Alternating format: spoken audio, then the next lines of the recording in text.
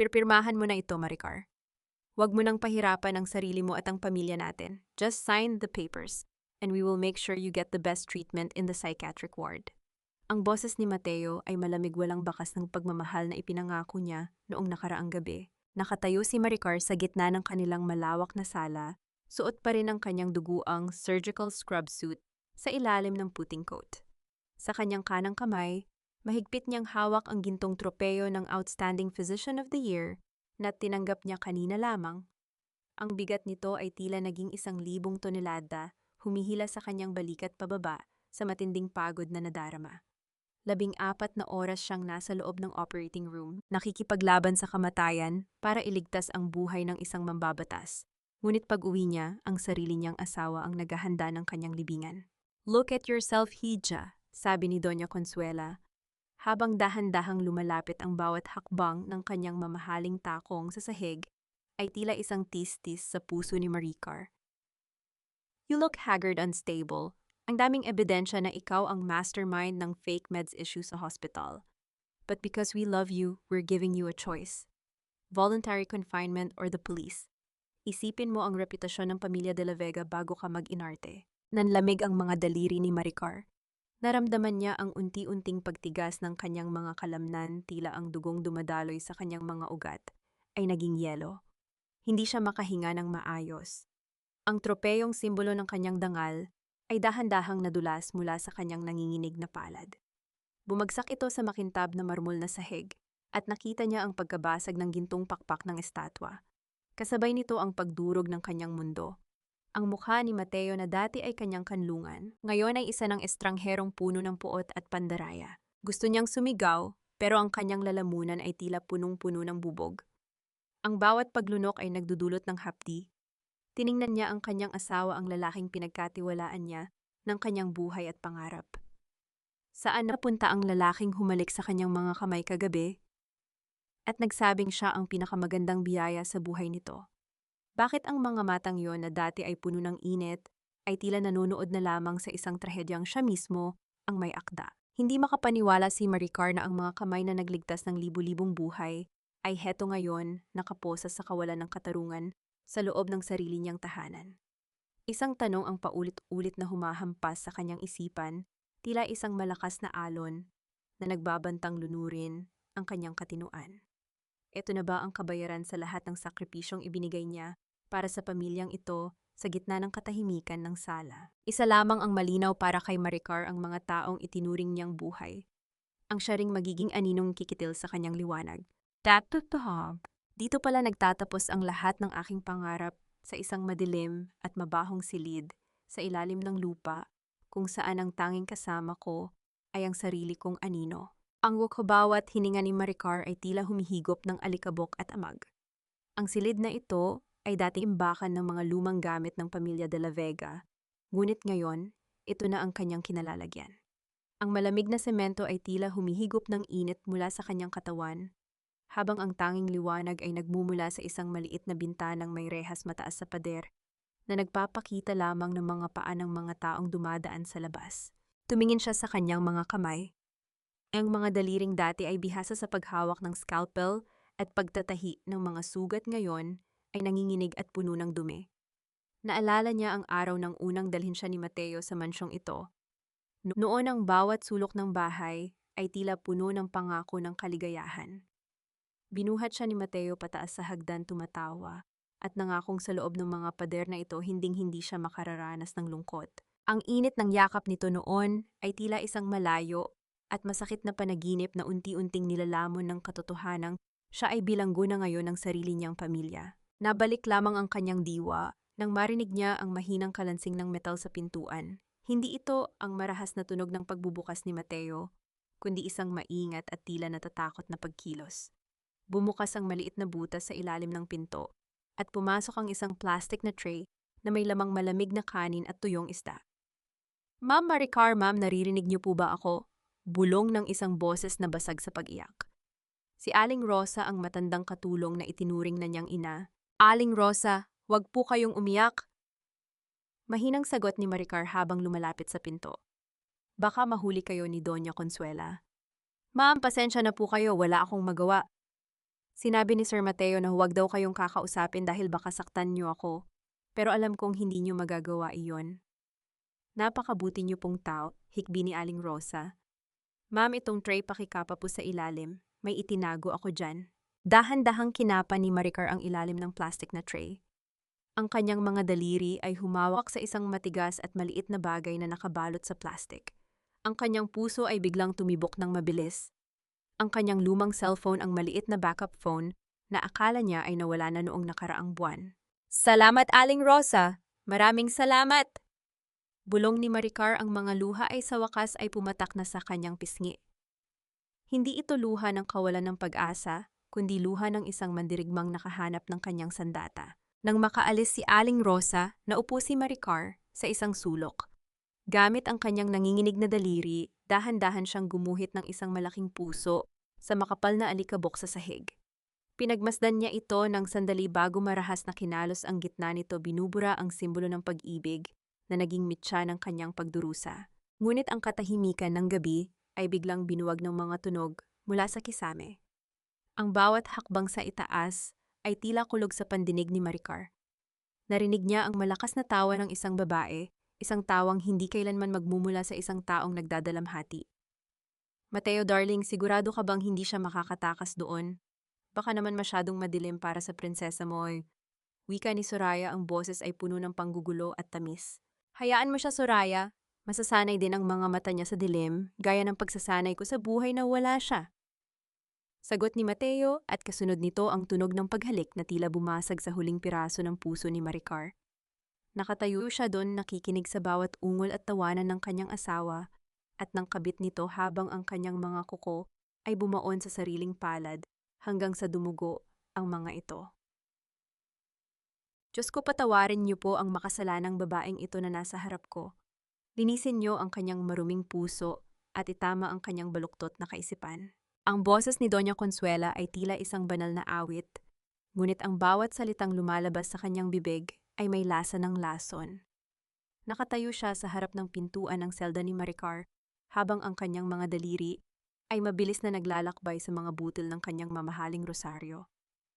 Ang amoy ng kanyang mamahaling pabango ay humahalo sa amoy ng amag sa silid, isang kombinasyong nakasusuka. Dahan-dahang itinaas ni Maricar ang kanyang paningin. Nakaupo siya sa sahig, ang kanyang likod ay nakasandal sa malamig at mamasa-masang pader. Mama, bakit niyo po ginagawa ito sa akin? Alam niyo po ang katotohanan, hindi ko magagawang saktan ang pamilyang ito. Mahinang wika ni Maricar, ang kanyang boses ay tila isang paos na bulong. Isang mapait na tawa ang kumawala sa mga labi ni Doña Consuela. Tumigil ang kanyang mga daliri sa rosaryo at dahan-dahang lumapit ang kanyang mukha sa rehas. Katotohanan, ang katotohanan, Maricar, ay isa ka lamang hamak na scholar na kinuha namin mula sa putikan. Binigyan ka namin ng pangalan ng karangyaan at ng pagkakataong maging bahagi ng pamilya de la Vega. Ito ba ang igaganti mo sa amin? Ang dungisan ang aming dangal dahil sa iyong kapabayaan sa ospital. Naramdaman ni Maricar ang isang matalim na kirot sa kanyang dibdib. Hindi ito pisikal na sakit, kundi ang bigat ng kawalan ng katarungan. Ang bawat tulong na ibinigay ng pamilya sa kanya noon ay naging isang kadena na ngayon ay humihigpit sa kanyang leeg. Ang utang na loob na itinanim nila ay naging isang lason na unti-unting pumapatay sa kanyang pagkatao. Hindi ka pabayaan ang nangyari, Mama. Alam niyo na si Mateo ang nag-utos na kumuha ng mas murang supply ng gamot para takpan ang kanyang mga pagkukulang sa pondo. Bakit ako ang kailangang magdusa? Ang boses ni Maricar ay nagsisimulang manginig sa halo-halong galit at lungkot, dahil ikaw ang madaling itapon. Sigaw ni Doña Consuela, ang kanyang banal na maskara ay tuluyan ng nalaglag. Isang piraso ng papel, Maricar. Iyon lang ang kailangan ko. Pirmahan mo ang pag-amin na ikaw ang nagkamali, na ikaw ay may sakit sa isip. Kaya mo nagawa ang mga ito at hindi ka namin itatapon sa kulungan. Dito ka lang, aalagaan ka namin. Parang isang alagang aso na kailangang itali para hindi makapanakit. Sa gitna ng kanyang paghihirap, dahan-dahang tumayo si Maricar. Kahit nanghihina, pilit niyang itinuwid ang kanyang likod. Lumapit siya sa kanyang biyenan at sa isang lumang gawin ng paggalang na tila naging automatiko na sa kanyang sistema, sinubukan niyang abutin ang kamay nito para magmano. Ngunit bago pa man dumapo ang kanyang noo sa likod ng kamay ng matanda, marahas itong binawi ni Doña Consuela. Kumuha ang matanda ng isang puting panyo at mariing pinunasan ang kanyang balat na tila ba ang dampi ni Maricar ay isang nakakahawang sakit. Huwag mong dungisan ang kamay ko ng iyong mga kasinungalingan, dura ng matanda. Ang iyong hiya ay wala na, Maricar. Kasabay ng pagbagsak ng iyong tropeyo, ibinaon mo na rin ang iyong karapatang tawagin kaming pamilya. Tinalikuran siya ni Doña Consuela, ang tunog ng kanyang baston sa semento ay tila bawat tibok ng orasan patungo sa kamatayan ni Maricar. Naiwan ang batang doktor na nakatitig sa kawalan.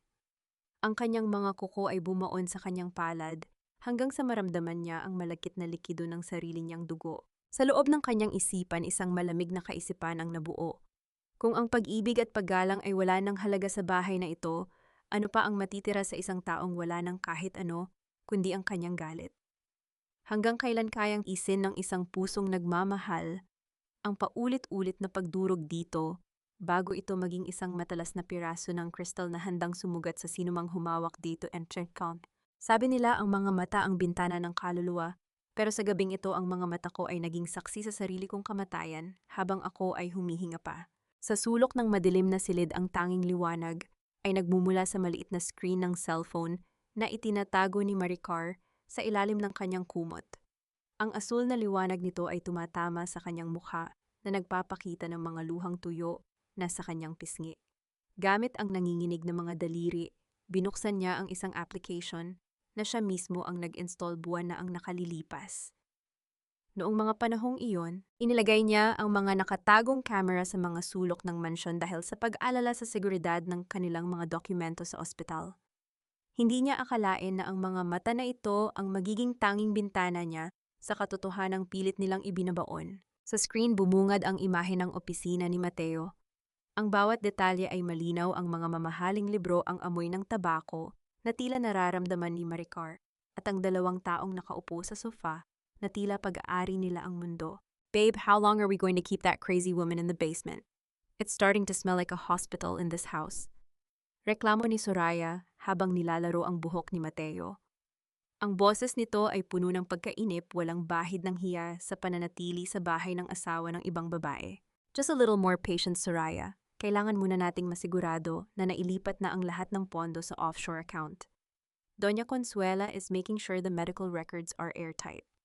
Kapag na-declarang mentally unfit si Maricar, her signature on those transfer papers won't matter anymore. We'll have everything. Sagot ni Mateo sabay dampi ng halik sa balikat ni Soraya. Naramdaman ni Maricar ang pagbaligtad ng kanyang sikmura. Ang bawat salita ni Mateo ay tila isang malakas na sampal na nagiiwan ng malalim na sugat. Ang lalaking ito na dati ay humihingi ng tawad sa bawat maling salitang nabibitawan, ay heto ngayon at pinaplano ang kanyang tuluyang pagkawala. Isang masakit na tanawin ang kumuha sa atensyon ni Maricar. Lumapit si Soraya sa lamesa ni Mateo at kinuha ang kanilang wedding photo, isang larawang kuha sa isang beach sa Batangas, kung saan sila nangako ng walang hanggang katapatan. Gamit ang isang daliri, tinulak ni Soraya ang frame hanggang sa mahulog ito sa sahig. Ang tunog ng pagkabasag ng salamin ay hindi narinig ni Maricar, ngunit nakita niya ang pagkakalas ng mga piraso nito. Dinampot ni Soraya ang larawan at walang pag-aalinlangang itinapon ito sa selyadong sotrak sa gilid ng mesa. Dahan-dahang hinaplos ni Maricar ang screen ng phone, eksakto sa bahagi kung saan huling nakita ang kanyang mukha sa larawan bago ito tuluyang nawala. Ang kanyang puso ay tila isang piraso ng papel na unti-unting sinusunog. Unti-unting nagiging abo, ngunit nananatili ang hugis ng sakit. Ngunit bago pa man niya mabitawan ang phone, isang banyagang ingay ang kumuha sa kanyang pandinig mula sa screen. Isang malakas na pagkatok sa pinto ng opisina. Pumasok ang isang lalaking naka-Amerikana, ngunit hindi pamilyar ang mukha nito kay Maricar. Ang lalaki ay may dalang isang itim na suitcase. Dahan-dahang binuksan ni Mateo ang suitcase at bumungad ang mga bundle ng pera at ilang mga dokumentong may tatak ng ospital. Ang lalaki ay tumingin sa camera na tila ba alam niyang may nanonood, at isang nakakalokong ngiti ang gumuhit sa kanyang labi. Sino ang lalaking ito at ano ang kinalaman ng suitcase na iyon sa mga gamot na pumatay sa mga pasyente ni Maricar? Drata Maricar, pakiusap, huwag kang gagawa ng anumang ingay. Narito ako para tulungan ka. Ang boses na iyon ay nanggaling sa pinakamadilim na sulok ng silid, isang baritono at mahinahong bulong na tila nanggagaling sa kailaliman ng lupa. Sa isang iglap, ang bawat balahibo sa katawan ni Maricar ay tumayo. Ang kanyang puso ay tila isang ibong nagpupumiglas sa loob ng kanyang dibdib, hinahampas ang kanyang mga kuto sa sobrang kaba. Mabilis siyang umurong hanggang sa tumama ang kanyang likod sa malamig na pader. Sa kanyang nanginginig na kanang kamay, mahigpit niyang hinawakan ang isang matalas na piraso ng basag na baso mula sa tray ng pagkain kanina. Ang isang manggagamot na ang tanging layunin ay magdugtong ng buhay ngayon ay handang sumugat para lamang sa sariling kaligtasan. Ang bawat paghinga niya ay maikli at mababaw, tila ba ang hangin sa paligid ay unti-unting nauubos. Sino ka? Paano ka nakapasok dito? Ang boses ni Maricar ay halos hindi lumabas sa kanyang tuyong lalamunan. Ang kanyang mga mata ay pilit na inaaninag ang figura ng lalaki sa gitna ng kadiliman. Dahan-dahang lumapit ang estranghero, patungo sa bahagyang liwanag na nanggagaling sa bintana. Doon ay nabuo ang anino ng isang lalaking matangkad, maayos ang pananamit, ngunit may bakas ng pagod sa kanyang muka. Ako si Ignacio, Doktora. Siguro ay hindi mo na ako kilala, pero 7 taon na ang nakalilipas sa isang maliit na emergency room sa pampublikong ospital. Ikaw ang hindi sumuko sa akin. Ikaw ang nagpuyat para tahiin ang mga sugat ko matapos ang isang malubhang aksidente sa motor. Sabi mo noon, bata ka pa, Ignacio, marami ka pang ipaglalaban. Ngayon ako naman ang lalaban para sa'yo. Nabitawan ni Maricar ang hawak na baso. Ang tunog ng pagtama ng kristal sa semento ay tila isang hudyat ng pagbaba ng kanyang depensa. Naalala niya ang batang lalaking iyon, puno ng sugat, walang pamilya. At tanging ang kanyang mga mata lang ang nagsusumamo na mabuhay. Hindi niya akalain na ang batang iyon ay magbabalik bilang isang lalaking nakatayo ngayon. Sa harap niya suot ang isang seryosong mukha ng isang abogado. Ignacio, anong ginagawa mo rito? Mapanganib dito. Kapag nahuli ka ni Mateo o ni Doña Consuela, hindi sila mag-aalinlangang sirain ka. Babala ni Maricar, ang kanyang tinig ay puno ng pag-aalala para sa lalaking sumugal para sa kanya. Hindi ko hahayaang mabulok ka rito, Dr. Maricar. Nakita ko ang lahat. Alam ko ang katotohanan sa likod ng mga peking gamot. Sagot ni Ignacio. Lumapit siya ng bahagya at may kinuha mula sa kanyang bulsa. Inabot niya ito kay Maricar, isang maliit na bar ng dark chocolate. Kailangan mong kumain. Alam kong hindi mo ginalaw ang pagkaing ibinigay nila. Ang asukal ay makakatulong sa utak mo para makapag-isip ng malinaw. Dahan-dahang kinuha ni Maricar ang tsokolate. Ang bawat kagat ay tila isang himala sa gitna ng kanyang pagdurusa. Ang tamis nito ay humahaplos sa kanyang tuyong dila, isang kabalintunaan ng karangyaan sa gitna ng isang maruming basement. Ito ang unang pagkakataon sa loob ng maraming linggo na nakaramdam siya ng init na hindi nanggagaling sa galit kundi sa tunay na malasakit ng isang kapwa-tao. Ngunit ang panandaliang kapayapaan ay agad na napawi ng hawakan ni Ignacio ang rehas ng bintana. Ang kanyang mukha ay naging seryoso at puno ng panganib. Doktora, kailangan mong maging matatag. Ang plano nila ay hindi lang ang itago ka. May mas malalim silang dahilan kung bakit kailangan kanilang ideklarang baliw. Tumingin si Maricar sa mga mata ni Ignacio, naghahanap ng kasagutan. Ano ang ibig mong sabihin? Huwag mong iisiping si Mateo lang ang kalaban mo sa bahay na ito. Bulong ni Ignacio habang ang kanyang mga mata ay nakapako sa madilim na pasilyo sa labas ng pinto. Hindi lang asawa mo ang naghukay ng libingan mo, Maricar. May mas malaki at mas makapangyarihang puwersa sa likod ng pamilya de la Vega na mas gustong makita kang wala ng buhay kaysa malayang nagsasalita. Sana sa bawat salitang bibitawan ko, mahanap mo ang kapayapaang ipinagkait sa iyo ng mundong ito. Gabi-gabi sa tuwing ang mansyon ng mga de la Vega ay nababalot na ng katahimikan, at ang tanging naririnig na lamang ay ang malungkot na awit ng mga kuliglig. Dumarating si Ignacio. Ang maliit na bintana sa itaas ng pader ang naging tanging lagusan ng pag-asa ni Maricar.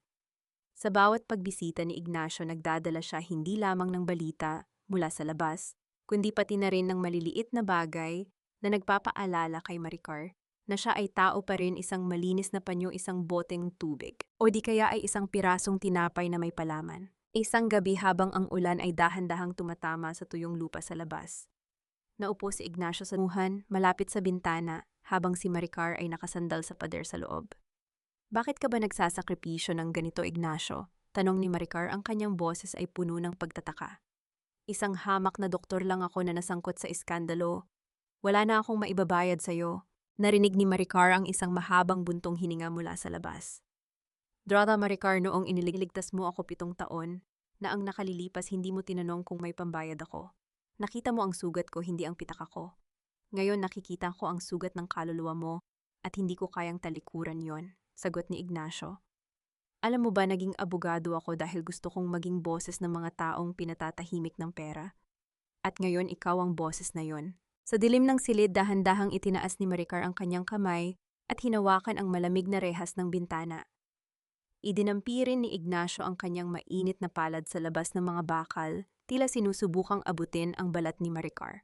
Ang init ng kamay ni Ignacio ay gumuhit sa bawat daliri ni Maricar, isang sensasyong matagal na niyang kinalimutan. Sa loob ng ilang sandali, ang rehas na naghihiwalay sa kanila ay tila naglaho at ang tanging natira ay ang tibok ng dalawang pusong nagkakaintindihan sa gitna ng kawalan. Hindi ako makatulog, Ignacio, bulong ni Maricar. Sa tuwing ipipikit ko ang aking mga mata, naririnig ko ang tawa ni Mateo at ang mga bintang ni Mama. Pumikit ka, Maricar. Ako ang bahala, sabi ni Ignacio. At sa gitna ng kadiliman, nagsimulang magbasa si Ignacio. Hindi ito mga legal na dokumento o kaso sa korte, kundi mga lumang tula ng pag-ibig sa Tagalog na isinulat ng mga makata ng bansa. Ang kanyang boses na may malalim at banayad na tono ay tila isang mainit na kumot na bumalot sa nanginginig na katawan ni Maricar. Ang bawat tugma at ritmo ng tula ay dahan-dahang nagpatahimik sa mga bagyong naglalayag sa isipan ng doktor. Dahan-dahang bumigat ang mga pilantik ng mata ni Maricar. Sa unang pagkakataon, matapos ang mahabang panahon, naramdaman niyang ligtas siya. Ang boses ni Ignacio ang naging duyan na nagdala sa kanya sa isang mahimbing na tulog. Ngunit ang kapayapaang ito ay biglang nabulabog kinabukasan. Ang pinto ng kanyang selda ay marahas na bumukas at pumasok si Mateo na may dalang kakaibang ngiti sa kanyang mga labi. Pinagmasdan ni Mateo ang kanyang asawa, maayos ang buhok, tila may bagong sigla sa mga mata at hindi na ang lantang gulay na iniwan niya noong nakaraang araw. You look refreshed, Maricar, sabi ni Mateo, ang kanyang mga mata ay naniningkit sa suspicion. Lumapit siya at hinawakan ang mukha ni Maricar, pilit na iniangat ang baba nito. Dapat ay naglulupasay ka na sa dusa, pero bakit tila may liwanag sa mga mata mo? May itinatago ka ba sa akin? Naramdaman ni Maricar ang paghinto ng kanyang hininga. Wala akong itinatago, Mateo. Sadyang tinanggap ko na lang na ang impyernong ito ang bagong tahanan ko. Sagot niya nang may matatag na tinig, bagamat ang kanyang puso ay tila gustong kumawala sa kaba. Eksaktong sa sandaling iyon, narinig nila ang mabilis na paglakad ni Aling Rosa sa pasilyo. Pasilyo tila nagmamadali at may gustong sabihin. Ngunit bago pa man makapagsalita ang matanda, nakita ni Mateo ang isang maliit na bagay na nahulog mula sa bulsa ni Maricar, isang balat ng tsokolate na ibinigay ni Ignacio. Sino ang nagbibigay sa iyo nito, Maricar? Sino ang bumibisita sa iyo sa butas na ito? Huwag mo akong gawing gago dahil alam nating dalawa na walang tsokolating ganito sa kusina namin. Ang boses ni Mateo ay parang isang matalas na kuko na kumakalos sa lalamunan ni Maricar. Mariing kinuha ni Mateo ang balat ng tsokolate mula sa sahig. Ang kanyang mukha ay namumulasag habang ang kanyang mga mata ay tila naglalabas ng kislap ng puot. Sa likod niya, nakatayo si Aling Rosa na nanginginig ang buong katawan, ang kanyang mga kamay ay nakakuyom sa takot na baka madamay sa bagsik ng kanyang amo. Nahanap ko lang yan sa sulok, Mateo. Siguro ay iniwan iyan ng mga dagamo na kasing dumi ng konsensya mo. Mahinang sagot ni Maricar, pilit na itinatago ang kaba sa kanyang dibdib. Ang kanyang sikmura ay kumakalam sa gutom, ngunit mas masakit ang pagbaliktad nito dahil sa presensya ng lalaking dati niyang minahal. Isang mapait na ngiti ang gumuhit sa mga labi ni Mateo. Sa halip na saktan siya ng pisikal, dahan-dahan itong lumapit at hinawakan ang buhok ni Maricar, pilit na inilalapit ang mukha nito sa kanya. Gusto mong maging matapang, sige. May mga bisita tayo mamaya, mga board members ng ospital. Gusto nilang makita ang kalagayan ng paborito nilang doktor. Mag-ayos ka, maligo ka, magmukha kang tao dahil mamaya ipakikita natin sa kanila kung gaano ka nakalala. Pagkalipas ng ilang oras, natagpuan ni Maricar ang sarili sa gitna ng marangyang dining room. Ang liwanag ng mga chandelier ay tila sumusugat sa kanyang mga matang nasanay sa dilim. Nakasuot siya ng isang mamahaling itim na damit, ngunit sa ilalim nito nararamdaman niya ang bawat buto sa kanyang katawan na tila bumibigay na. Sa tapat niya, nakaupo si Soraya, suot ang isang mapanuyang ngiti habang humihigop ng mamahaling alak. Poor Maricar, you look so fragile. Wika ni Soraya sa tunong Taglish na puno ng lason. Baka mamaya isipin mo na ang tinidor ay scalpel at operahan mo ang steak sa harap ng mga bisita. Darling, please control your hallucinations, okay? Narinig ni Maricar ang mahinang tawanan ni Mateo at ng ilang board members. Ang bawat sulyap ng mga ito ay puno ng awa at pandidiri. Nararamdaman ni Maricar ang pagbagsak ng kanyang katinuan. Ang amoy ng masarap na pagkain ay nagdudulot ng hilo sa kanya sa halip na gutom. Nakita niya sa ilalim ng lamesa kung paano dahan-dahang hinawakan ni Mateo ang hita ni Soraya, isang bastos na pagkilos sa harap mismo ng kanyang asawa. Kumukulo ang dugo ni Maricar, ngunit nanatili siyang tuwid ang upo. Nang abutin niya ang kanyang baso ng pulang alak, tila nanginginig ang kanyang kamay. Sa isang sadyang pagkakamali, dahan-dahan niyang naitabig ang baso patungo sa direksyon ni Soraya. Ang pulang likido ay dahan-dahang kumalat sa maputing lace na damit ni Soraya, tila isang sariwang sugat na bumubukas sa gitna ng karangyaan. Ang bawat patak ay tila isang mensahe mula kay Maricar. Ay, pasensya na Soraya, bulong ni Maricar, isang maliit at misteryosong ngiti ang sumilay sa kanyang mga labi. Sabi mo nga baka naghahalusinate ako. Akala ko kasi kailangan ng kulay ng maputla mong pagkatao. Napatayo si Soraya sa gulat habang si Mateo ay mabilis na lumapit para punasan ang damit nito. Ang mga bisita ay natahimik nakatitig sa baliw na doktor, na tila ba nakakita sila ng isang panganib. Ngunit sa gitna ng kaguluhan, ang mga mata ni Maricar ay nakatitig lamang sa bintana ng dining room, naghahanap ng anino ni Ignacio sa labas. Nang matapos ang gabi at maibalik siya sa kanyang selda, mabilis na tumakbo si Maricar sa maliit na bintana. Kinatok niya ang pader, bumulong ng pangalan ni Ignacio, naghintay ng kahit anong senyales. Ngunit ang tanging sumagot sa kanya ay ang katahimikan ng gabi at ang malamig na simoy ng hangin. Lumipas ang 1 oras, 2, hanggang sa sumikat ang araw, ngunit walang Ignacio na dumating. Minsan ang katahimikan ay hindi tanda ng kapayapaan kundi isang babala ng nagbabadyang unos na handang lumunod sa huling bahagi ng iyong pag-asa. 3 araw na ang lumipas mula nang huling magpakita si Ignacio at ang bawat segundo ay tila isang dahan-dahang pagpiga sa puso ni Maricar. Nakatayo siya sa gitna ng kanyang madilim na selda, yakap ang sarili habang ang kanyang mga mata ay nakapako sa itaas na palapag. Narinig niya ang malalakas na yabag ni Mateo, ang hilatsa ng boses nito na paos dahil sa labis na pag-inom pagkatapos ng kanilang marangyang piging. Ito na ang pagkakataong hinihintay niya. Dahan-dahang binuksan ni Maricar ang pinto.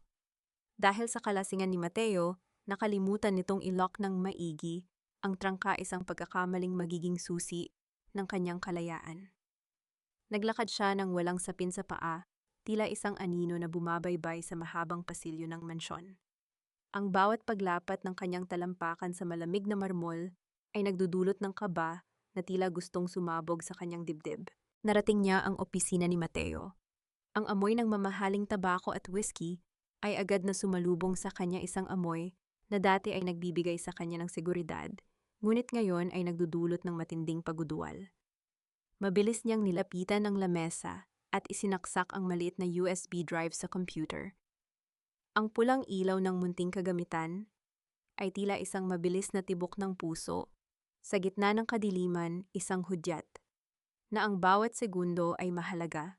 Habang hinihintay ang paglipat ng mga dokumento tungkol sa mga pekeng gamot at mga illegal na transaksyon, biglang narinig ni Maricar ang tunog ng baston na tumatama sa sahig mula sa labas.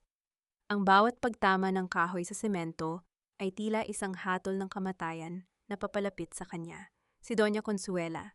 Walang pag-aalinlangang sumisid si Maricar sa ilalim ng malaking lamesang gawa sa Nara. Doon sa gitna ng kadiliman, pinigilan niya ang kanyang paghinga hanggang sa sumakit ang kanyang baga. Pumasok ang matanda, ang kanyang anino ay humahaba sa sahig habang nililibot ng kanyang paningin ang buong silid. Sa sandaling iyon, naamoy ni Maricar ang pabango ni Mateo na nakakapit sa carpet sa ilalim ng lamesa. Ang bango na yon ang pamilyar na amoy ng sandalwood na dati ay nagpapangiti sa kanya tuwing gabi.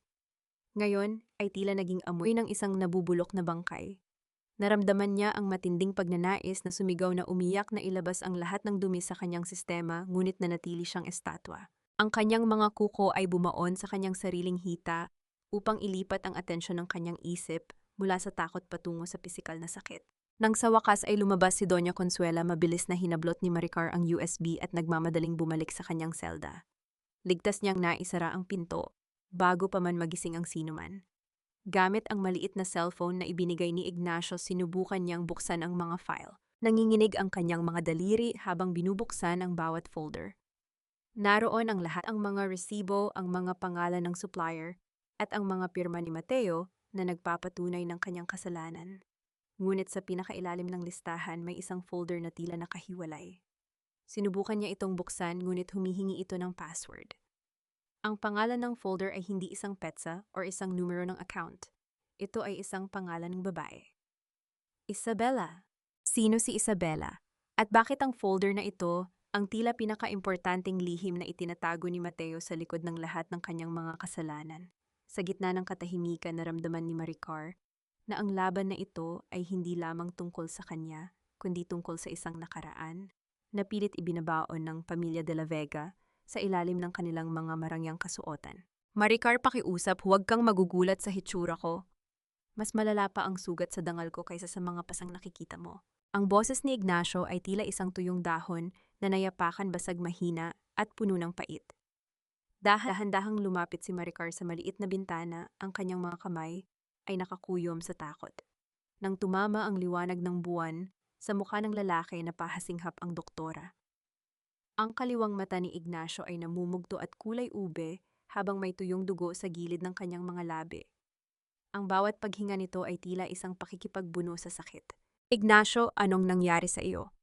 Sinong gumawa nito? Bulong ni Maricar, ang kanyang boses ay nanginginig sa pag-aalala. Gusto niyang abutin ang sugat nito, gamutin ang bawat pasa gamit ang kanyang mga kamay na sanay sa pagpapagaling, ngunit ang mga rehas ay nananatiling hadlang. Wala ito, Maricar. Isang paalala lang mula sa mga aso ni Mateo na hindi ako dapat nakikialam, sagot ni Ignacio, pilit na ngumingiti kahit halatang nahihirapan. Ngunit nakuha mo ba ang USB? Nakita mo ba ang katotohanan? Tumango si Maricar, ang kanyang mga mata ay naglalakbay sa kawalan. Nakuha ko, Ignacio, pero may isang folder doon, nakalock. Ang pangalan ay Isabella. Sino siya? Bakit tila ito ang pinakamalaking lihim nila? Sa pagbanggit ng pangalang iyon, tila tumigil ang mundo para kay Ignacio. Yumuko ang lalaki, ang kanyang mga balikat ay dahan-dahang nanginginig. Sa gitna ng katahimikan ng gabi, narinig ni Maricar ang isang mahina at gurgur na tunog, ang tunog ng isang lalaking pilit na sinusupil ang kanyang paghagulgol. Si Isabella. Siya ang kapatid ko, Maricar, bulong ni Ignacio. Siya ang dahilan kung bakit ako narito. Hindi lang siya biktima ng mga peking gamot ng pamilya de la Vega. Siya ang ginamit nilang panakipbutas bago ka pa dumating. Pinatay nila ang pangarap niya at kalaunan ng buhay niya para lang mapanatili ang kanilang marangyang pangalan. Ang folder na yon ang ebidensyang maglalibing sa kanila sa impyerno. Naramdaman ni Maricar ang isang malamig na agos ng pait na dumadaloy sa kanyang puso. Hindi lang pala siya ang naging biktima ng kasakiman ng pamilyang ito. Ang bawat sulok ng mansyong ito ay itinayo sa ibabaw ng mga bangkay ng mga taong naniwala sa kanilang kabutihan. Magbabayad sila, Ignacio, pangako ning wika ni Maricar ng may determinasyong tila bakal. Dahan-dahang itinaas ni Ignacio ang kanyang mukha at idinikit ang kanyang noo sa malamig na rehas ng bintana. Mula sa loob, ganon din ang ginawa ni Maricar. Ang kanilang mga noo ay nagtagpo, naghihiwalay lamang ng ilang pulgada ng bakal, ngunit sa sandaling iyon, ang kanilang mga kaluluwa ay tila nag-iisa sa gitna ng unos. Ang init ng hininga ni Ignacio ay dumampi sa balat ni Maricar, isang sensasyong nagpabalik ng kanyang pagkatao sa gitna ng maruming basement. Sa gabi ng anibersaryo ng ospital, Maricar, doon tayo gagawa ng hakbang. Kapag ang lahat ng mata ay nakatuon sa kanila, doon natin sila huhubaran ng maskara ka. Plano ni Ignacio. Magtiwala ka sa akin. Ililigtas kita kahit buhay ko pa ang maging kapalit. Nang umalis si Ignacio, na iwang nakatitig sa pader si Maricar. Ngunit bago pa man siya makabalik sa kanyang higaan, narinig niya ang mahinang kaluskos sa ilalim ng pinto. Isang maliit na piraso ng papel ang dahan-dahang pumasok mula sa labas. Mabilis itong dinampot ni Maricar. Sa ilalim ng malamlam na liwanag nabasa niya ang sulat kamay ni Aling Rosa na tila isinulat sa gitna ng matinding kaba. Huwag kang magtiwala sa kahit kanino, anak. Kahit sa mga taong akala mo ay kampi sa iyo, ang lobo ay madalas na nagdadamit tupa kapag gutom na ang paghihiganti. Ang ganda mo sa gabing ito, Maricar. Iyan ang asawang ipinagmamalaki ko sa buong mundo. Ang mga boses ni Mateo ay tila isang malambot na pelus, ngunit para kay Maricar, ito ay parang isang malamig na ahas na pumupulupot sa kanyang leeg. Nakatayo siya sa harap ng malaking salamin sa kanyang dating silid, suot ang isang mamahaling puting gown na gawa sa seda. Ang bawat tahi ng damit na iyon ay tila mga tinik na tumutusok sa kanyang balat. Pagkatapos ng ilang buwan sa madilim na basement, ang liwanag ng mga kristal na chandelier sa buong mansyon ay tila sumusugat sa kanyang mga mata. Don't move too much, Dr. De La Vega. We use the best waterproof makeup. Hindi mahahalata na galing ka sa silong ng 3 buwan, wika ni Soraya habang pilit na inaayos ang buhok ni Maricar. Ang bawat dampi ng kamay ni Soraya sa kanyang ulo ay nagpapadala ng kuryente ng puot sa buong katawan ng doktora. Sa gitna ng makapal at eleganteng buhol ng kanyang buhok, maingat na itinatago ni Maricar ang maliit na USB drive. Nararamdaman niya ang matigas na kanto nito na tumutusok sa kanyang anit isang palagiang paalala. Nabitbit niya ang katotohanang magpapabagsak sa pamilyang De La Vega. Ang kanyang puso ay tila isang tambol na mabilis na pinapalo ang tunog nito ay umaalingaw-ngaw sa kanyang sariling pandinig, tila ba maririnig ng buong mundo ang kanyang kaba. Dahan-dahang itinaas ni Maricar ang kanyang paningin at tumingin sa salamin. Isang magandang babae ang nakatitig sa kanya, pabalik maayos ang pampaganda, mapula ang mga labi at suot ang mga mamahaling alahas. Ngunit hindi niya kilala ang babaeng ito. Ang Maricar na nasa salamin ay isang magandang maskara lamang, isang balatkayo na nilikha ng kanyang mga kaaway. Ngunit sa likod ng mga matang iyon, nagniningas ang isang apoy na hindi kayang patayin ng kahit anong dilim. Ito ang mukha ng isang babaeng namatay na sa loob ng basement at isinilang muli bilang isang sandata. Handa na ang lahat sa ballroom, Mateo, ang media, ang board members, at ang mga investor. This is your night. Nakangiting sabi ni Doña Consuela habang pumapasok sa silid suot ang kanyang pinakamagarang terno. Maricar, anak, siguraduhin mong hindi ka gagawa ng anumang eksena. Tandaan mo, ang isang maling salita mo ay katumbas ng tuluyang pagkawala ng katinuan mo sa mata ng batas. Lumabid ang braso ni Mateo sa baywang ni Maricar habang dahan-dahan silang bumababa sa malawak na hagdanan.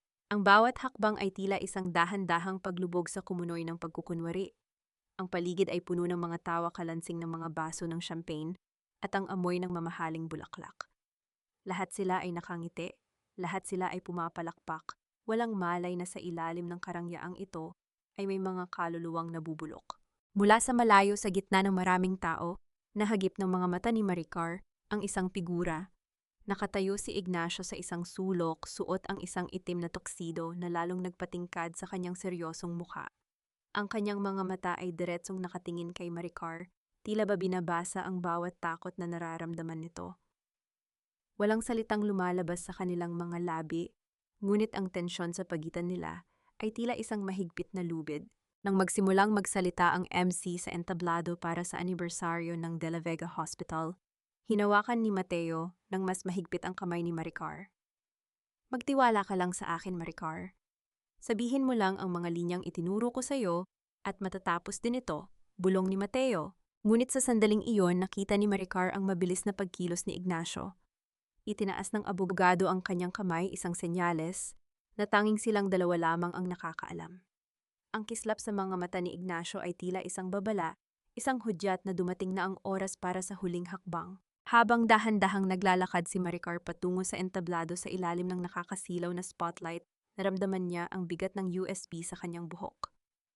Ang bawat segundo ay tila isang dahan-dahang pagbagsak ng martilyo ng hustisya. Ngunit bago pa man niya maihakbang ang kanyang paa sa unang baitang ng entablado, humarang si Ignacio sa kanyang dinadaanan at iniabot ang kanyang kamay Tila ba humihingi ng isang bagay na magbabago sa tadhana ng gabing iyon? Ibigay mo sa akin ang USB, Maricar. Tapusin na natin ito. Bulong ni Ignacio habang nakatitig sa kanyang mga mata. May kung anong alab sa paningin ng abogado na nagbigay kay Maricar ng lakas ng loob na hindi niya inakalang taglay pa niya. Sa gitna ng nakakasilaw na mga ilaw at sa harap ng pinakamakapangyarihang mga tao sa Manila, dahan-dahang iniabot ni Maricar ang maliit na USB drive. Nadama niya ang panandaliang haplos ng mga daliri ni Ignacio, sa kanyang palad isang haplos na tila pangako ng kaligtasan. Ipinagkakatiwala ko sa iyo ang buhay ko, Ignacio. Tugon niya sa pamamagitan ng isang tingin na puno ng pagsusumamo.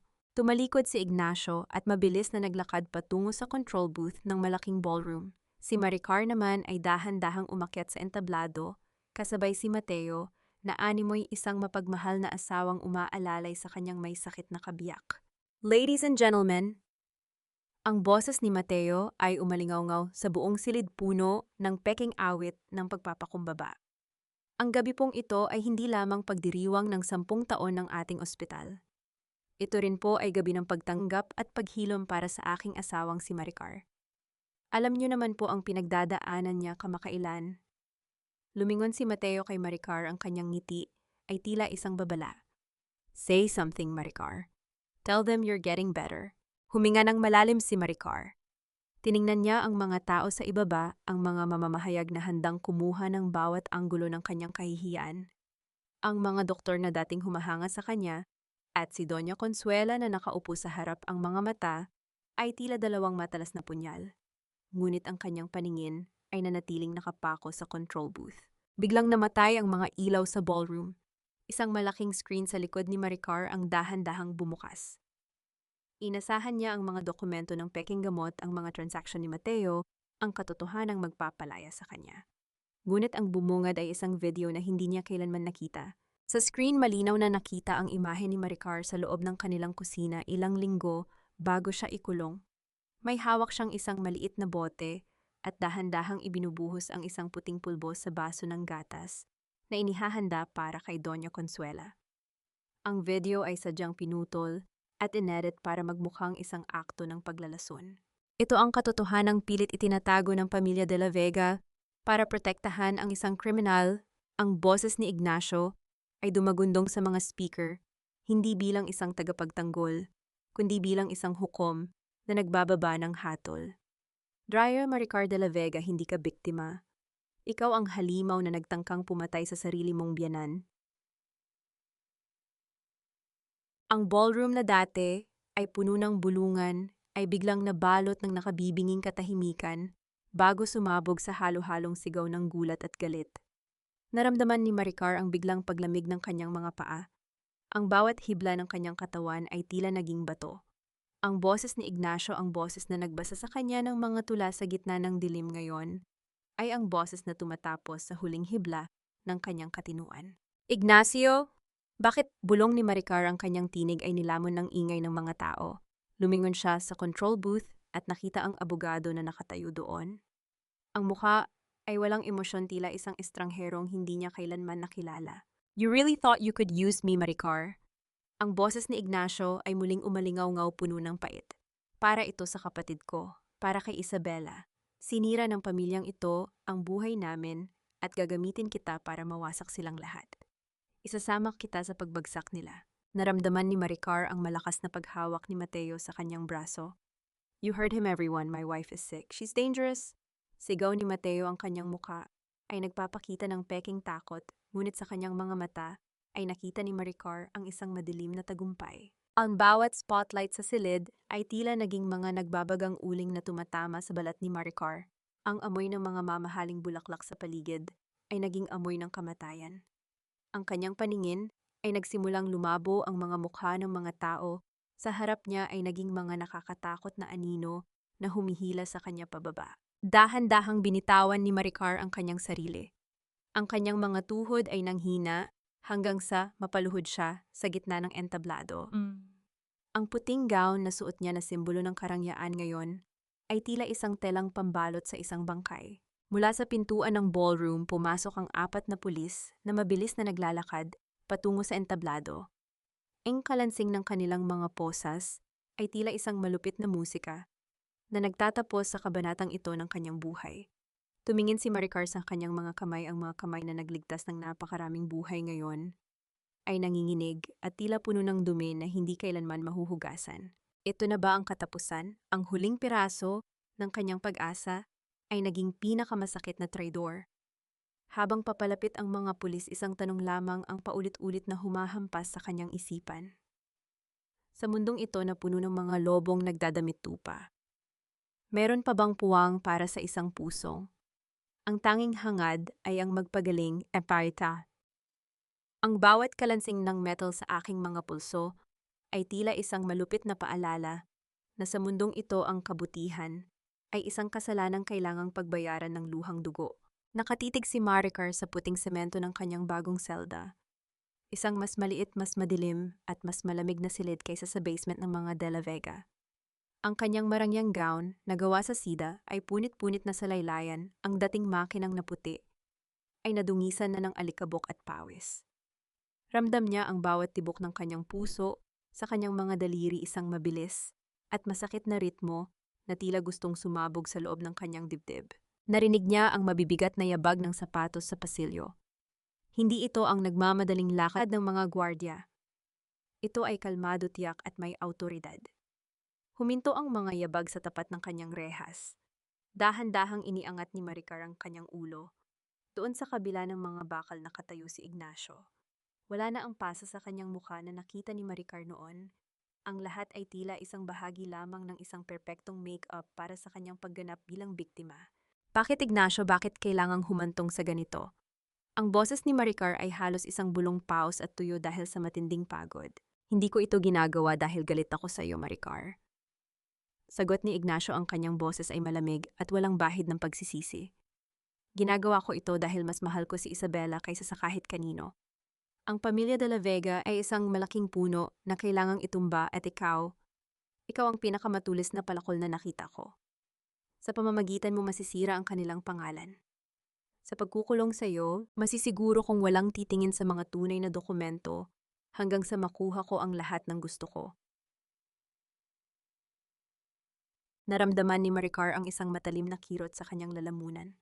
Ang bawat tula, ang bawat piraso ng tsokolate, at ang bawat pangako ng kaligtasan ay isa lamang pain para sa isang mas malaking bitag. Hindi siya kailanman naging pasyente ni Ignacio. Siya ay isa lamang kasangkapan, isang piraso ng kahoy na sadyang sinilaban para lamang maging mitya ng galit ng publiko laban sa mga De La Vega. Ginamit mo ako. Wika ni Maricar, ang kanyang mga mata ay nananatiling tuyo kahit na ang kanyang kaluluwa ay tila nalulunod na sa pait. Pinaniwala mo ako na may kakampi ako sa gitna ng dilim. Sa giyerang ito, Maricar, walang kakampi. Mayroon lang mga taong nakatayo pa sa huling sabi ni Ignacio bago ito tumalikod at tuluyang lumakad palayo. Iniwan ang doktora sa gitna ng nakabibinging katahimikan. Dahan-dahang tumayo si Maricar. Ang kanyang kanang kamay ay sugatan dahil sa mahigpit na pagkakaposas kanina. Ang balat ay namumula at may bakas ng tuyong dugo. Tiningnan niya ang kanyang mamahaling gown, ang simbolo ng kanyang kahihiyan sa harap ng buong mundo. Gamit ang kanyang nanginginig na mga kamay, marahas niyang pinunit ang isang mahabang bahagi ng seda mula sa kanyang palda. Ang tunog ng pagkapunit ng tela ay tila isang hudyat ng kanyang huling pag-asa na naglalaho. Maingat niyang ibinalot ang piraso ng mamahaling tela sa kanyang sugatang kamay. Tinitingnan ang puting seda na dahan-dahang kinukulayan ng pula ng kanyang sariling dugo. Nabalik lamang ang kanyang diwa nang marinig niya ang isang mahinang kaluskos sa ilalim ng maliit na butas ng pinto kung saan ipinapasok ang pagkain. Isang maliit na kamay, kulubot at nanginginig, ang dahan-dahang nagpasok ng isang itim na bagay. Ma'am Maricar, itago niyo po ito. Huwag niyo pong hahayaang makita ng mga gwardya, bulong ni Aling Rosa mula sa labas. Ang matanda ay nagpanggap na tagalinis ng pasilyo para lamang makalapit. Dinampot ni Maricar ang bagay na iyon. Isang lumang digital voice recorder. Ano ito, Aling Rosa? Yan ang iniwan ni Isabela bago siya nawala, ma'am. Itinago ko iyan sa loob ng maraming taon dahil natatakot ako kay Doña Consuela. Pero ngayon, alam kong kayo lang ang makakaintindi sa nilalaman niyan. Huwag kayong susuko, anak. Ang katotohanan ay may sariling boses, kailangan lang natin siyang pakinggan. Nang makaalis ang matanda, naupo si Maricar sa sulok at tiningnan ang recorder sa kanyang palad. Isang maliit na itim na kahon na may hawak na mga lihim mula sa nakaraan. Pinindot niya ang play button at sa gitna ng katahimikan ng selda, isang boses ng isang batang babae ang nagsimulang magsalita, isang boses na tila nanggagaling sa kabilang buhay, nagpapakita ng isang katotohanang mas madilim pa sa kahit anong inakala ni Maricar. Ang bawat salitang lumalabas sa munting kahon na ito ay tila isang patalim na humihiwa sa katahimikan ng aking selda, nagdadala ng boses mula sa kabilang buhay. Sa loob ng madilim na selda, idinikit ni Maricar ang voice recorder sa kanyang tainga. Ang boses ni Isabela ay nanginginig, puno ng takot at paghagulgol. Isang pagtatapat ito na hindi inasahan ni Maricar. Hindi lamang si Mateo ang may sala. Ang bawat peking gamot, ang bawat pasyenteng pumanaw nang walang katarungan ay bahagi ng isang sistemang binuo ni Doña Consuela sa loob ng 3 dekada. Kuya, kung naririnig mo ito, tumakbo ka na. Alam na ni Doña Consuela na nalaman ko ang sikreto sa bodega. Hindi sila titigil hanggang hindi ako nawawala. Ang huling hininga ng boses sa recorder bago ito napalitan ng tunog ng static na tila isang dahan-dahang paghampas ng hangin sa dalampasigan. Habang ang katarungan ay dahan-dahang gumagapang sa dilim, ang mansyon ng mga De La Vega ay nababalot naman ng matinding kaguluhan.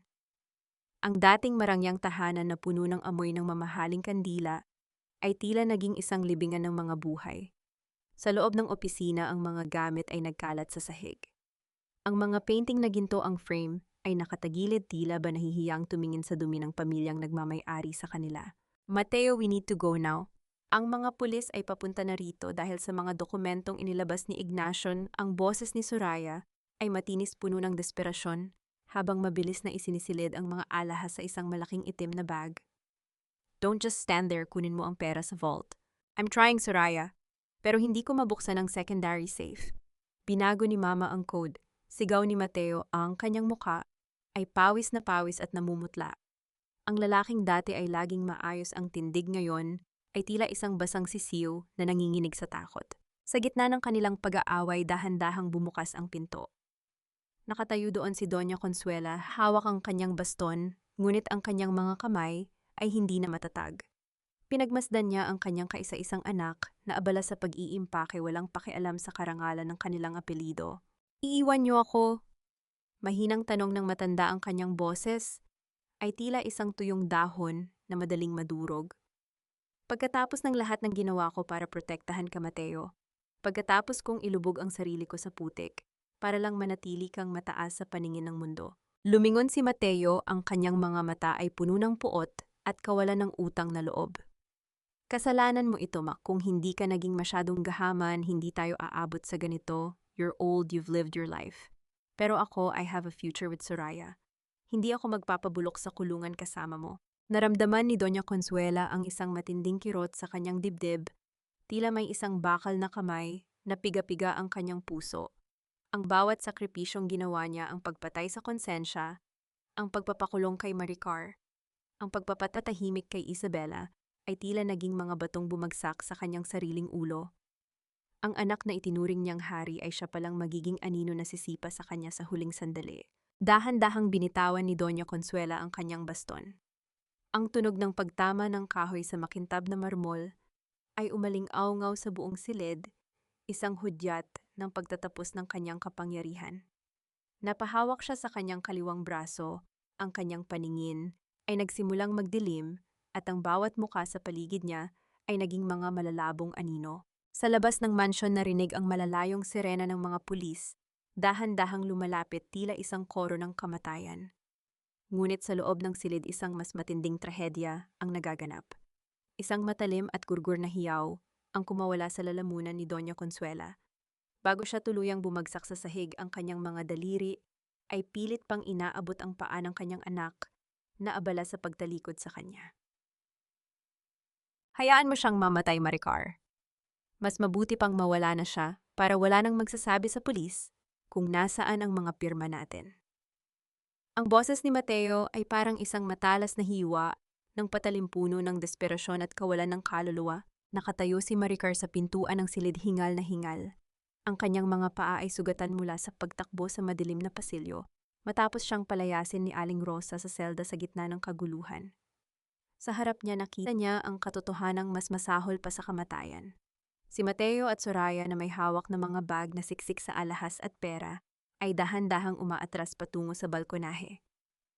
Sa paanan nila nakahandusay si Doña Consuela, ang kanyang mukha ay tabingi. Ang kanyang mga mata ay dilat sa takot at ang bawat hininga niya ay tila isang gurgur ng tubig na malapit ng maubos. Mateo, asawa mo siya, ina mo siya.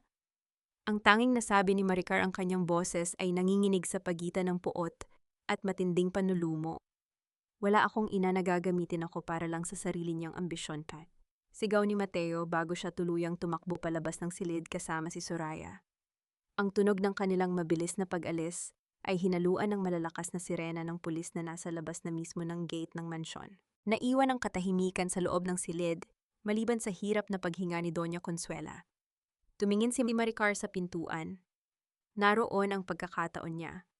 Maaari siyang tumakbo lumayo sa impyernong ito bago pa siya muling mahuli ng mga pulis bilang isang takas. Maaari niyang hayaang malagutan ng hininga ang babaeng nagpahirap sa kanya. Nang 3 buwan ang babaeng nagnakaw ng kanyang katinuan at dangal. Isang hakbang na lang at magiging malaya na siya mula sa tanikala ng pamilyang De La Vega. Naramdaman ni Maricar ang matinding panginginig ng kanyang mga kamay. Ang bawat hapdi ng kanyang mga sugat ay tila sumisigaw ng paghihigante.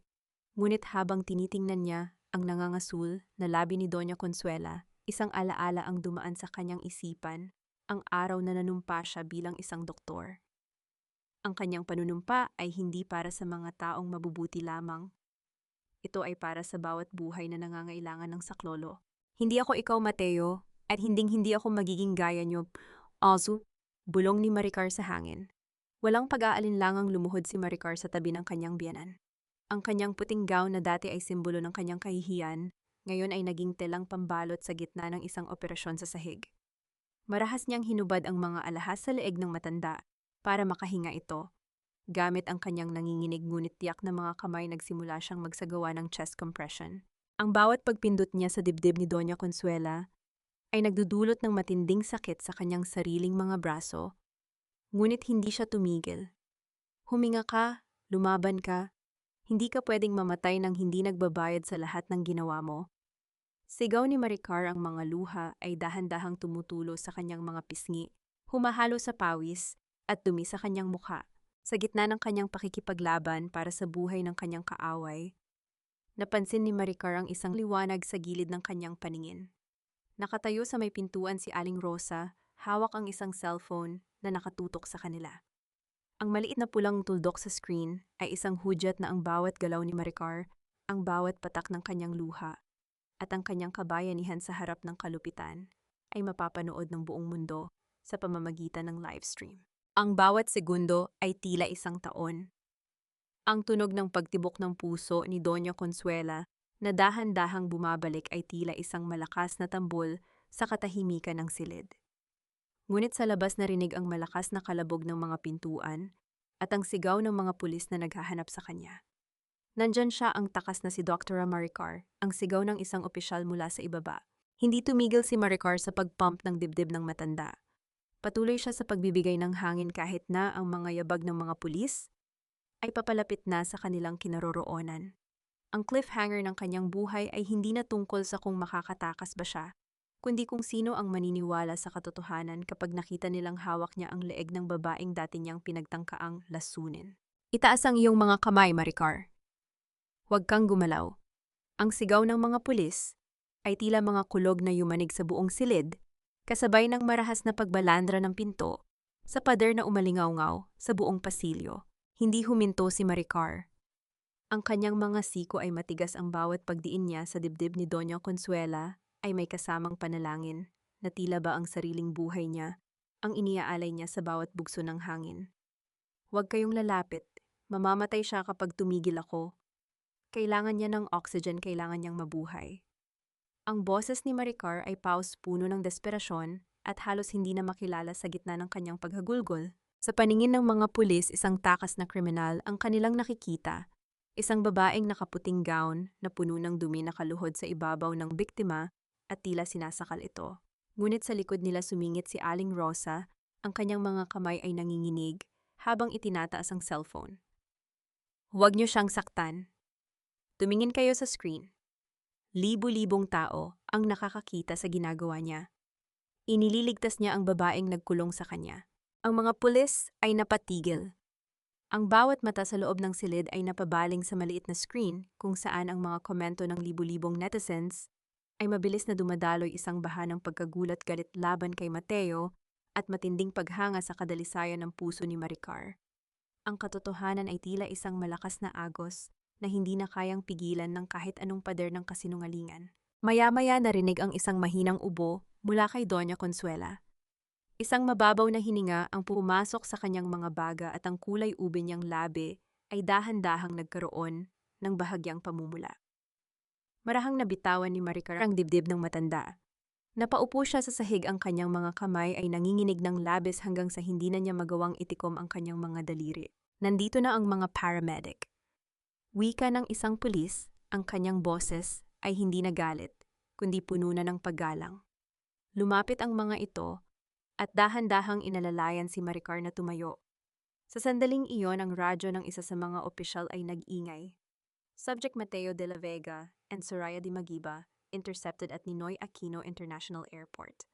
Nagtangkang tumakas bitbit ang mga nakaw na alahas at ebidensya ng embezzlement. Sila ay nasa ilalim na ng kustodya.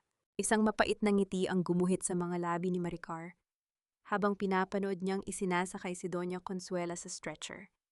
Ang matanda ay bahagyang nagmulat ng mata at sa isang maikling sandali, ang kanilang mga paningin ay nagtagpo.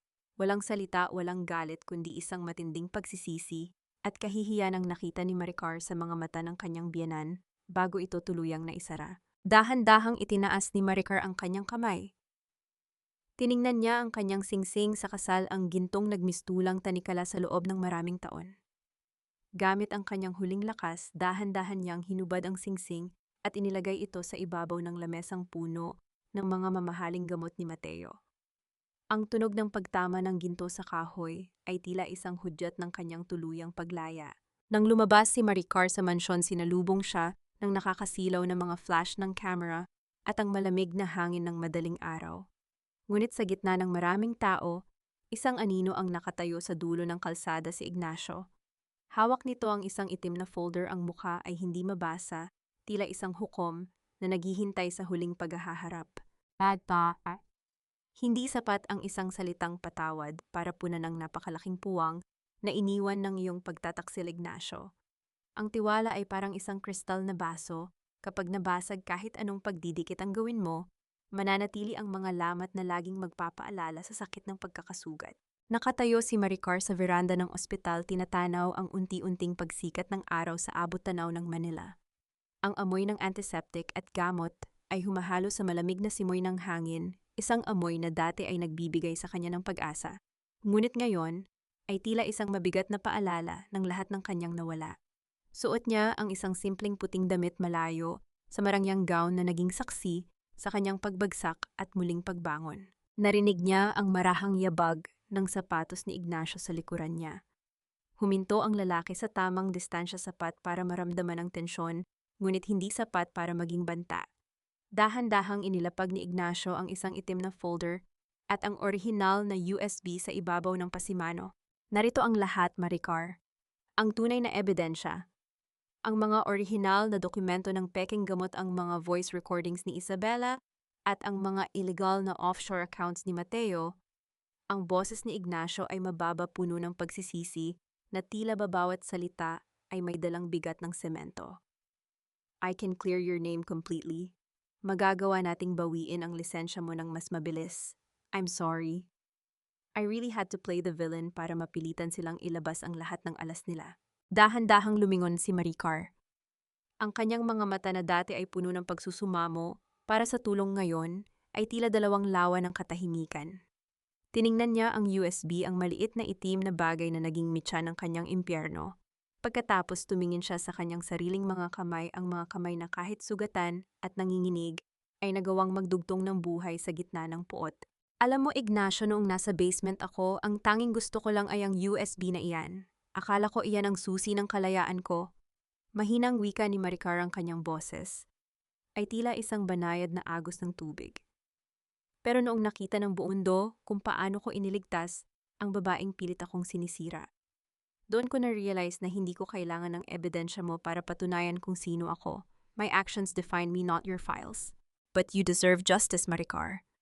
You deserve to be the chief of this hospital again. Git ni Ignacio, ang kanyang mga mata ay nagmamakaawa para sa kapatawaran. Ang hustisya ay nakuha ko na nang makita kong nakaposas ang asawa ko dahil sa sarili niyang kasakiman.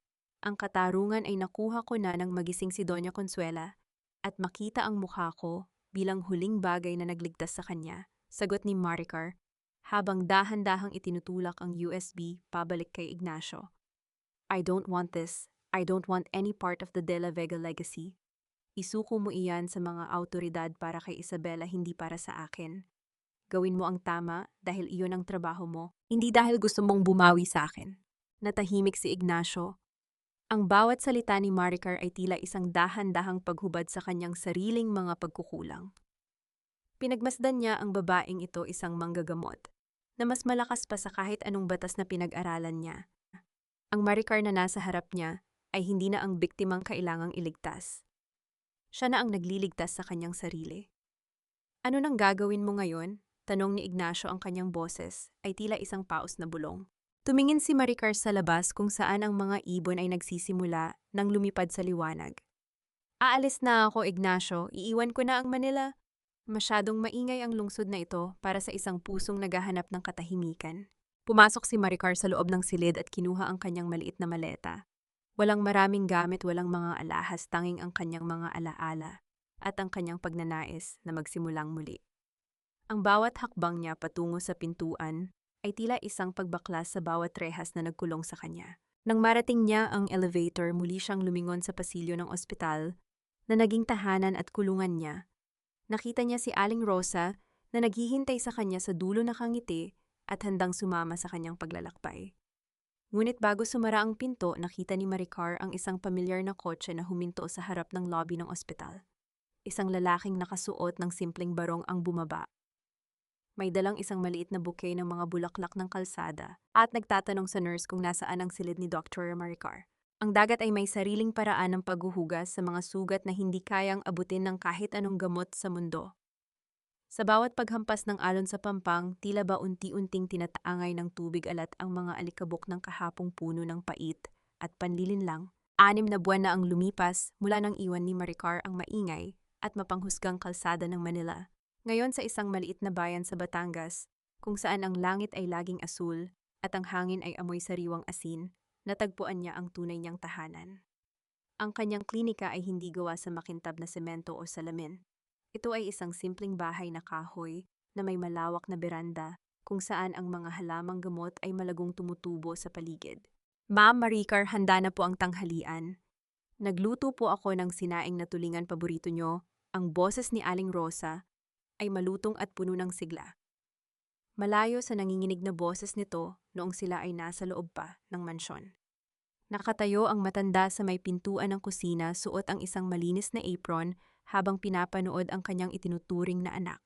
Susunod na po ako, Aling Rosa. Tapusin ko lang po itong huling pasyente, nakangiting sagot ni Maricar. Nakasuot siya ng isang simpleng puting blusa at maong na pantalon. Wala na ang mabibigat na alahas at makapal na pampaganda. Ang kanyang buhok ay nakatali ng simple hinahayaan, ang ilang hibla na tangayin ng hangin. Sa ilalim ng sikat ng araw, ang kanyang balat ay tila nagliliwanag, hindi dahil sa mamahaling cream, kundi dahil sa kapayapaang nagmumula sa loob. Isang matandang babae ang nakaupo sa harap niya, may hawak na maliit na baso ng tubig. Doktora, maraming salamat po. Simula po nang bigyan niyo ako ng gamot sa rayuma, nakakalakad na po ako ng maayos hanggang sa palengke. Pero, pasensya na po kayo, ito lang ang kaya kong ibayad. Wika ng matanda habang iniaabot ang isang tumpok ng mga sariwang mangga na nakabalot sa dyaryo. Hinawakan ni Maricar ang kulubot na kamay ng matanda. Naramdaman niya ang init at katapatan nito. Nakunay, higit pa po ito sa anumang bayad. Ang makita ko po kayong nakakangiti at nakakalakad, sapat na po iyon sa akin. Malambing niyang tugon. Sa bawat pasyenteng lumalapit sa kanya, nararamdaman ni Maricar ang unti-unting paghilom ng sarili niyang mga sugat. Ang bawat salamat, doktora, ay tila isang tahi na nagdurugtong muli sa kanyang nadurog na pagkatao. Nang makaalis ang huling pasyente, tumayo si Maricar at lumapit sa dulo ng beranda. Pinagmasdan niya ang malawak na asul na dagat. Naalala niya ang bawat rehas, ang bawat sampal, at ang bawat luhang iniyak niya sa dilim. Ngunit sa pagkakataong ito, wala na ang hapdi. Ang pot ay napalitan na ng isang malalim na pag-unawa. Nalaman niya na ang hustisya ay hindi laging nakukuha sa loob ng korte. Kung minsan, ang pinakamatamis na katarungan ay ang kakayahang magsimulang muli nang walang bitbit na galit. Ang katahimikan ng hapon ay biglang binuwag ng tunog ng isang sasakyang huminto sa tapat ng klinika, isang itim na SUV makintab. At tila hindi nababagay sa maputik at payak na kalsada ng kanilang baryo. Ang bawat tibok ng puso ni Maricar ay tila bumilis, isang pamilyar na kaba ang dumaan sa kanyang sistema. Hindi niya inaasahan ang anumang bisita mula sa lungsod. Dahan-dahang bumukas ang pinto ng sasakyan. Isang pares ng itim na sapatos ang unang lumapat sa lupa, kasunod ang isang lalaking naka-Amerikana. Hindi ito si Mateo. Hindi rin ito si Ignacio. Ang lalaki ay may dalang isang maliit na buke ng mga puting bulaklak, mga sampagita, na ang bango ay agad na humalo sa hangin. Huminto ang lalaki sa harap ng hagdanan ng klinika. Itinaas niya ang kanyang paningin at tumingin kay Maricar. Ang kanyang mga mata ay puno ng pagkilala, tila ba matagal na niyang hinahanap ang mukhang ito sa bawat sulok ng mundo.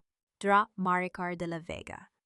Ang boses nito ay malalim, kalmado, at may himig ng isang taong nahanap na ang kanyang nawawalang kayamanan. Ako si Gabriel. Ako ang anak ng mambabatas na iniligtas mo noong gabing iyon. Bago ang lahat ng trahedyang ito, matagal kitang hinanap para lamang masabi ang isang bagay. Humakbang si Gabriel pataas papalapit kay Maricar hanggang sa ang amoy ng mga bulaklak ay maging tanging harang sa pagitan nila. Hindi pa tapos ang kwento mo, Maricar. At sa pagkakataong ito, hindi mo na kailangang lumaban ng mag-isa. Isang dahan-dahang ngiti ang gumuhit sa mga labi ni Maricar. Tumingin siya sa malawak na dagat, pagkatapos ay muling tumingin sa lalaking nasa harap niya. Ang hapon na iyon ay hindi lamang pagtatapos ng isang masakit na kabanata, kundi ang simula ng isang bagong yugto na puno ng pag-asa, pag-ibig, at tunay na paghilom. Ang paglubog ng araw sa dalampasigan ng Batangas ay hindi natanda ng pagtatapos ng liwanag, kundi isang pangako na ang bawat gabi, gaano man kadilim, ay laging may kasunod na umagang puno ng pag-asa. Nakatayo si Maricar sa puting buhangin, hinahayaan ang malalamig na alon na humalik sa kanyang mga paa. Ang kahel na langit ay dahan-dahang nagiging lila, isang tanawing tila isang obrang ipininta ng tadhana. Sa kanyang kamay, hawak niya ang isang lumang litrato, ang kanyang sarili, noong siya ay nagsisimula pa lamang bilang isang doktor. Ang babaeng nasa larawan ay may mga matang puno ng pangarap, ngunit wala pang malay sa bagyong kakaharapin. Dahan-dahan, binitawan ni Maricar ang litrato sa tubig, pinapanood itong tangay ng agos hanggang sa tuluyang maglaho sa malawak na karagatan. Sa kabilang dako ng bansa, sa loob ng malamig na rehas ng kulungan sa Manila, ang katahimikan ay tila isang mabigat na parusa. Si Mateo ay nakaupo sa sulok ng kanyang selda, ang kanyang mga kamay, na dati ay laging maayos at malinis, ngayon ay magaspang at puno ng dumi. Wala na ang kanyang marangyang buhay, wala na ang kanyang kapangyarihan.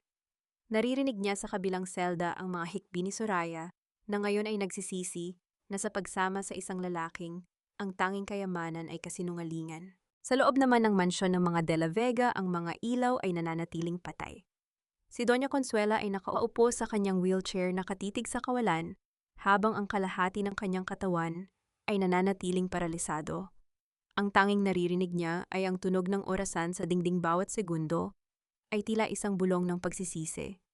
Ang bawat silid na dati ay puno ng tawanan at karangyaan, ngayon ay puno na lamang ng mga anino at alikabok.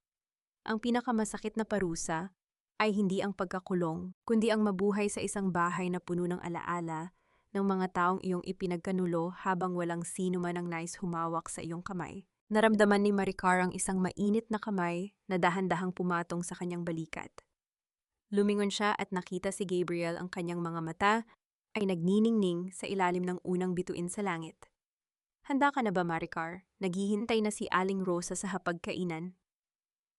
Malambing na wika ng lalaki. Ngumiti si Maricar, isang tunay at malalim na ngiti na abot hanggang sa kanyang mga mata. Oo, Gabriel, handa na ako. Sa paglalakad nila pabalik sa maliit na klinika, Na-realize ni Maricar na ang pagpapatawad ay hindi nangangahulugang paglimot sa sakit. Ito ay ang pagpili na huwag nang hayaan ang sakit na iyon na magdikta sa iyong bukas. Ang kanyang mga sugat ay naging mga peklat, ngunit ang mga peklat na ito ay hindi na simbolo ng kanyang kahihiyan. Ang mga ito ay simbolo ng kanyang katatagan, mga gintong tahi sa isang basag na kristal na mas tumibay at mas gumanda dahil sa mga pagsubok. Ang manang tunay na lunas ay hindi nahanap ni Maricar sa mga bote ng gamot or sa mga hospital na gawa sa semento at bakal. Nahanap niya ito sa bawat tibok ng puso ng mga taong tunay na nagmamahal sa kanya, sa bawat pasyenteng muling nakakangiti at sa bawat gabi na nakakatulog siyang payapa dahil alam niyang nanatili siyang tapat sa kanyang sarili. Ang Shengsik Kwasufan Boits ay tuluyan ng naputol. Ang natira na lamang ay ang malayang paglipad ng isang kaluluwang nahanap ang kanyang sariling langit sa gitna ng payak na pamumuhay. Ang dagat ay patuloy sa kanyang paghampas, tila isang walang katapusang awit ng paghilom para sa sino mang may lakas ng loob na harapin ang katotohanan. Ang bawat hampas ng alon sa pampang ng Batangas ay tila isang malumanay na paghimas sa mga sugat na matagal nang kumikirot, isang pagpapaalala na tapos na ang unos at panahon na para sa isang mapayapang bukang liwayway. Mga mahal kong tagapakinig, maraming salamat sa inyong matiyagang pagsama sa mahabang paglalakbay na ito ni Maricar. Habang isinusulat ko ang mga huling kabanata, lalo na ang bahagi kung saan pinili ni Maricar na gamitin ang kanyang mga kamay upang iligtas ang buhay ni Doña Consuela sa gitna ng kanyang sariling pighati, naramdaman ko ang isang matinding kirot at paghanga. Hindi madaling manatiling malinis ang puso sa mundong pilit kang dinudumihan. Ang kwentong ito ay hinubog mula sa mga anino ng tunay na buhay, mula sa mga luha ng mga babaeng pilit pinatatahimik, ngunit piniling bumangon ng mas matapang at mas malaya. Ang ating pagkatao ay parang isang scalpel ng isang doktor, maaari nating piliing gamitin ito upang sumugat bilang paghihiganti, o gamitin ito ng may katumpakan upang tistisin ang galit at magbigay ng puwang para sa isang bagong buhay. Pinili ni Maricar ang pangalawa at iyon ang tunay na tagumpay. Isang mahalagang tanong ang nais kong iwan sa inyong mga puso. Kung kayo ang nasa katayuan ni Maricar, pipiliin niyo rin bang iligtas ang taong naging mitya ng inyong pagdurusa? O hahayaan niyo na lamang bang lamunin sila ng tadhana bilang ganti? Saan niyo ba pinapakinggan ang kwentong ito ngayon? Siguro ay abala kayo sa pag-aasikaso sa bahay, nagluluto para sa pamilya, o baka naman ay nagpapahinga na pagkatapos ng isang mahabang araw. Nais naming marinig ang inyong ginig at damdamin. Ibahagi niyo ang inyong mga saloobin sa aming comment section. Dahil sa espasyong ito hindi kayo nag-iisa, may mga taong handang makinig at yumakap sa inyong mga kwento. Huwag din niyo sanang kalimutang i-like at i-share ang ating kwento upang mas marami pang mga pusong sugatan ang mahanap ang kanilang sariling lunas. Naway manatiling matatag ang inyong loob. At laging tandaan na ang bawat pagtataksil ng iba ay hindi kailanman sapat upang mabura ang kabutihang taglay nyo. Pagpalain kayo ng may kapal at patuloy na maging liwanag sa inyong sariling pamilya. Pamagat ng kwento tali ng kataksilan, lunas ng pag-asa. Lahat ng mga karakter at sitwasyon sa kwentong ito ay katang-isip lamang nilikha para sa layuning libangin at maghatid ng positibong mensahe.